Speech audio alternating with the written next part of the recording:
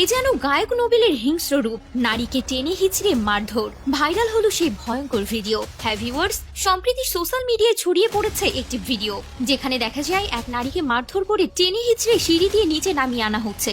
ভিডিওর ক্যাপশনে সেই ব্যক্তিকে গায়ক নোবেল বলে দাবি করা হয়, যেখানে লেখা একটি সিসিটিভি ফুটেজে দেখা যাচ্ছে যে দুই বাংলার আলোচিত সঙ্গীত শিল্পী মাইনুল আহসান নোবেল এক নারীকে মারধর করছে ও সেই নারীর চুল ধরে টেনে সিঁড়ি থেকে নিচে নামাচ্ছে। উপরে নোবেল আবারও একা উপরে উঠে আসছে।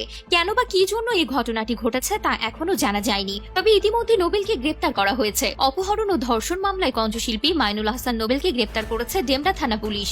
অপহরণের পর ধর্ষণের অভিযোগে ডেমরা থানায় করা মামলায় সঙ্গীত শিল্পী মাইনুল আহসান নোবেলকে কারাগারে পাঠিয়েছেন আদালত। আজ মঙ্গলবার ঢাকার মেট্রোপলিটন ম্যাজিস্ট্রেট জিয়াউদ্দিন আহমেদের আদালত শুনানি শেষে জামিন নামঞ্জুর করে এ আদেশ দেন।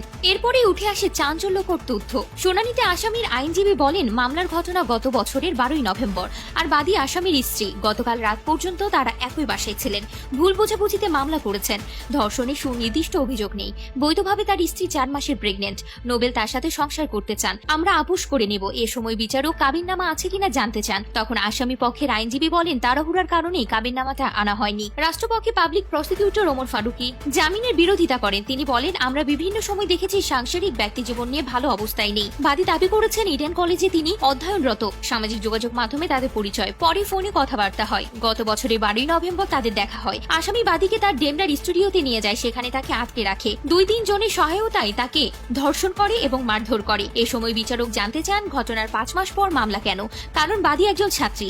মূল বক্তব্য হলো, বাদীকে আটকে রেখে 2-3 জনের সহায়তায় তাকে ধর্ষণ করে। শুনানি শেষে 3টা 16 মিনিটে আদালত জামিন নামঞ্জুর করে নোবেলকে কারাগারে পাঠানোর আদেশ দেন।